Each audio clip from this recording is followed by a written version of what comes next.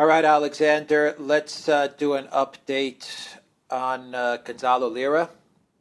He has posted 3 videos on YouTube. He's posted a Twitter thread on his Twitter profile, and he explains what has happened to him, what has been happening to him over the past two and a half, 3 months, and what his situation is currently at this moment, and what his plans are as far as leaving Ukraine and making it through the border, across the border to Hungary, where in his video he said he is going to apply for asylum, and that's where we are. He talked a lot about his treatment in Ukraine, torture, extortion, talked a bit about the U.S. State Department and how they helped, or better way to put it is their lack of help. He talked about how the Chilean foreign ministry did help, and what do you think of everything that's going on? What should take place next? We call on everybody, especially I guess in Hungary, to if you have any type of support that you can provide to him, or any types of connections that you may have with the foreign ministry or other government agencies, I think that would be very, very helpful for Gonzalo. Anyway, Alexander, your thoughts on the videos? Absolutely, that is the first that dropped yesterday. Yes, I mean, that is the first thing to say. I mean, the most important thing at the moment is to get Gonzalo in a safe situation, to ensure that he is not returned to Ukraine. He absolutely correctly says that if he escapes to other countries in the European Union, there is a serious risk, given the political ties, that they will send him back to Ukraine, because he will have jumped bail and he will be pursued by the Ukrainian authorities and the EU authorities, and the authorities in most EU states basically complied to an extraordinary degree with Ukrainian requests on almost every conceivable issue. So he is in very, very serious danger. He's in serious danger in Ukraine, obviously, and he will remain in danger if he gets to the European Union, unless people act to help him. Now, I want to say a few things. He gave a very interesting account about his situation. The first point that he made, it's a point we've made already, which is that he has been arrested, detained, charged for what are pure opinion crimes. He has posted certain videos on YouTube. That's it. That's all he has done. He has not committed any crimes against persons. He has not committed any crimes against property. These offences of which he is accused should not be offences. He is not a Ukrainian citizen. He is a foreign citizen, a foreign journalist, if you like, operating in Ukraine. If the Ukrainians didn't like what he was doing, well, they always had the remedy, if you want to call it a remedy, of expelling him from their country. What they did instead was that they arrested him, they put him through a legal process, they came up with these extraordinary legal charges, which, to my mind, should not be legal charges in any conceivable shape or form.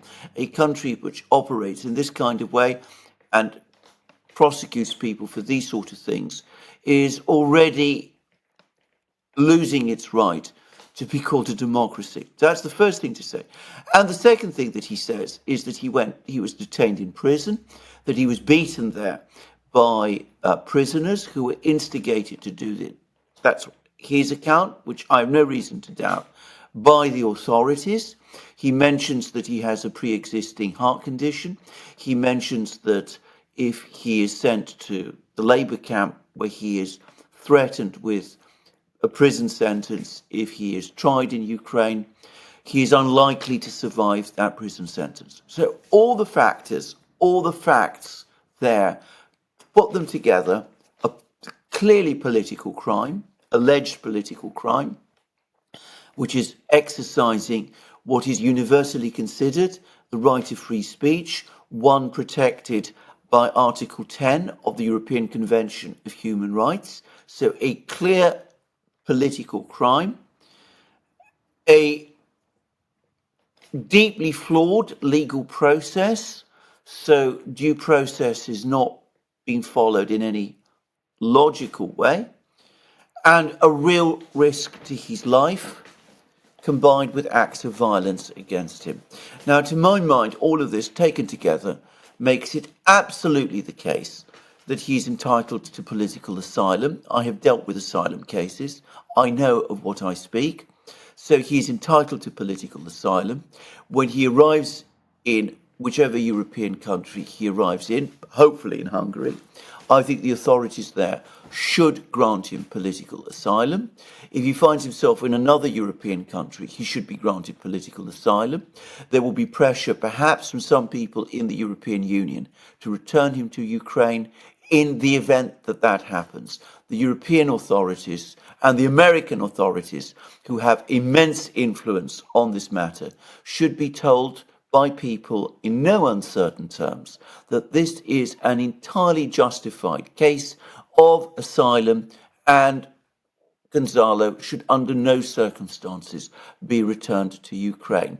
If he is unable to leave Ukraine, if his whereabouts are detected, if he's rearrested, then again, it becomes even more important that the European authorities, that the American authorities press for his immediate release on what is clearly a political charge, and one in which he has already been violently abused and is at risk of his life.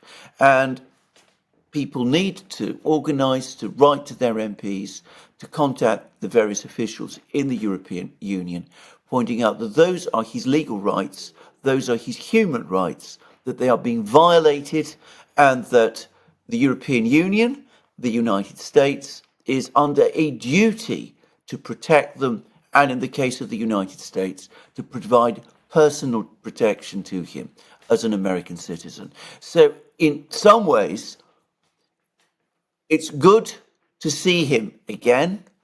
It's alarming that he is on the run. I hope that he is already in Hungary and therefore, to some extent, safe. But in some respects, his situation, it turns out, is even more dangerous than we had feared it might be when we made our comments about him before. Okay, can you talk a bit about Hungary and what options Hungary may have outside of asylum, granting him asylum? Because they will be under a lot of pressure from Yes.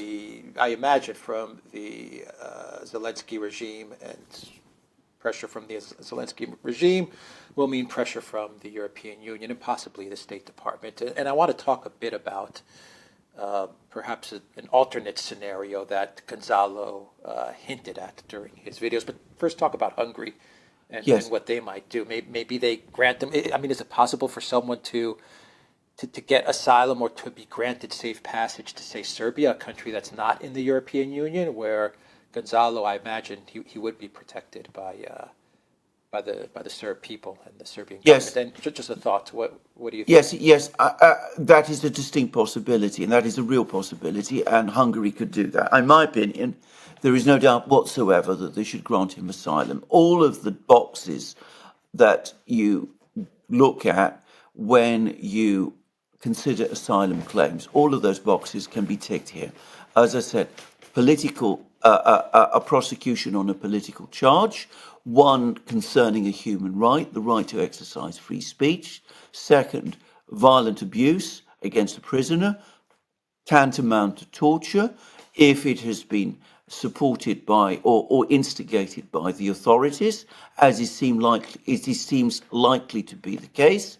And thirdly, a real risk, a very great potential risk to life. So I think Hungary should have no hesitation in granting him asylum.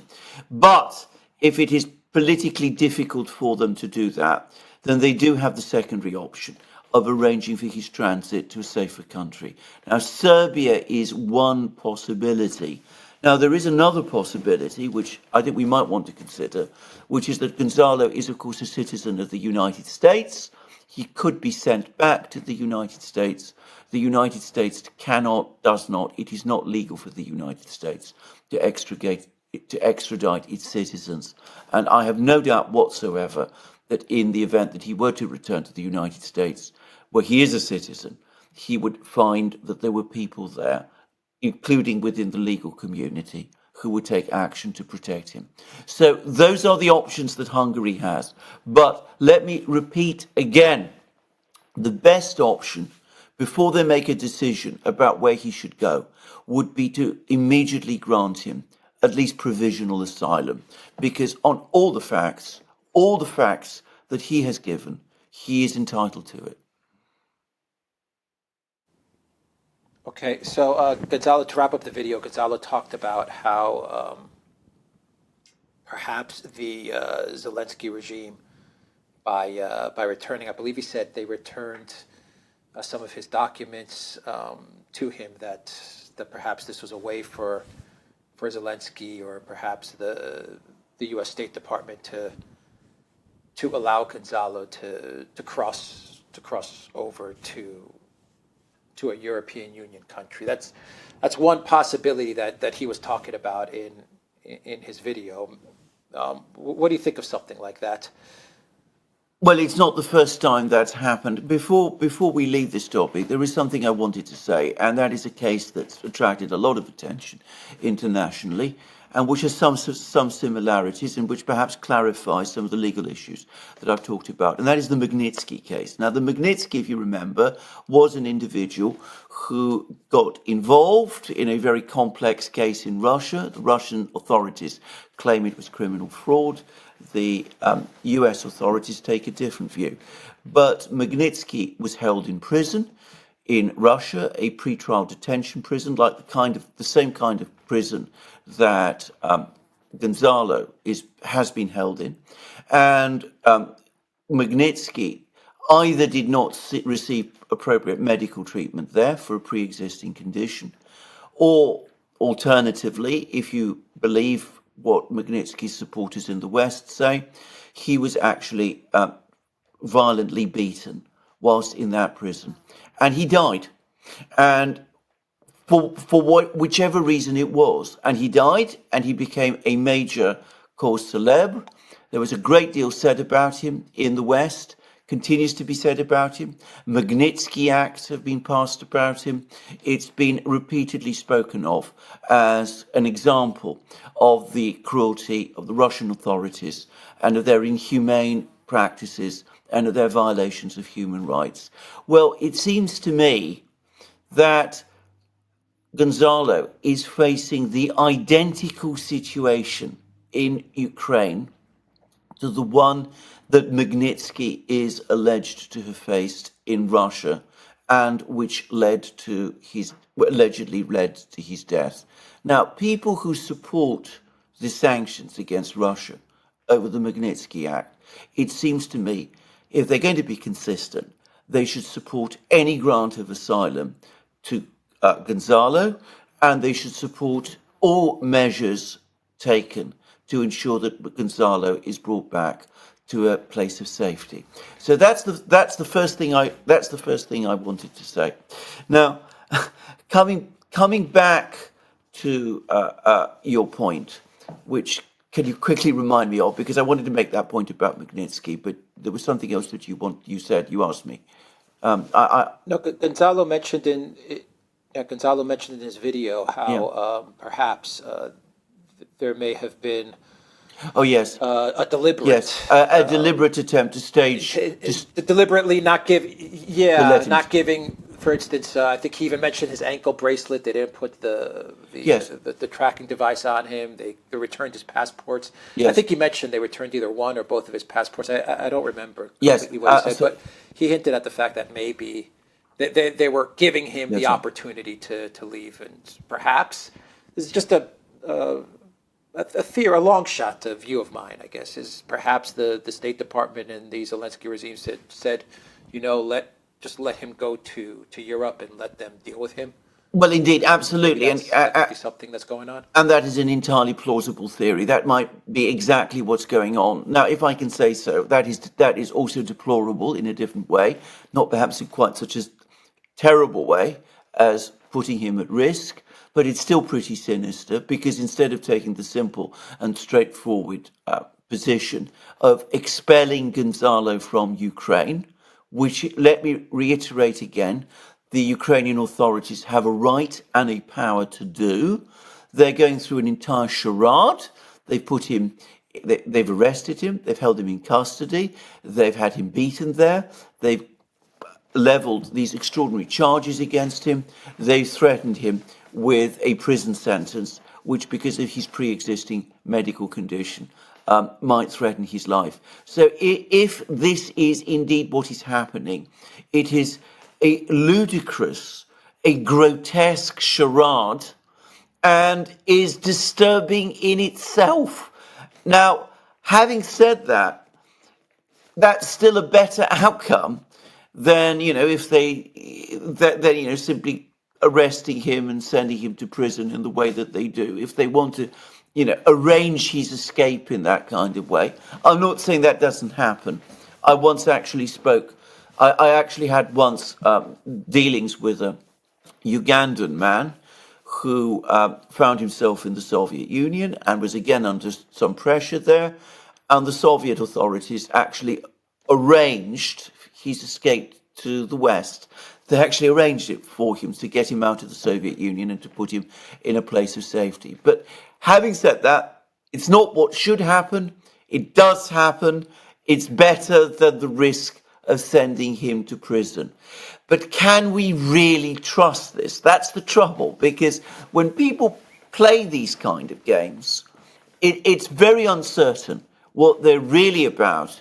And of course, remember, if he does go to Europe, and even if the Ukrainian authorities have looked the other way and have allowed him to go there, and he finds himself in, say, Germany or wherever, there's always the risk still that the Ukrainian authorities might go to Interpol, they might issue an international arrest warrant, they might try to get him extradited back to Ukraine.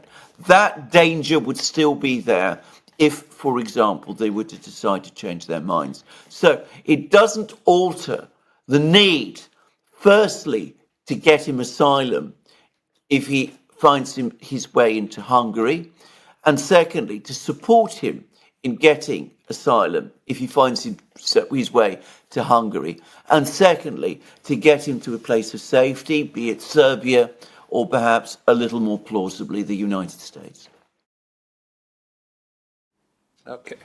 Any other thoughts that you may have before we wrap up this video? Well, I have to say this is an incredibly disturbing picture, and there's one other thing which we haven't touched on, which is disturbing, which is that he did have some contacts with the US Embassy, and I was worried that the US authorities weren't taking any interest in his case. But so it's good to know that they were at least in contact with him.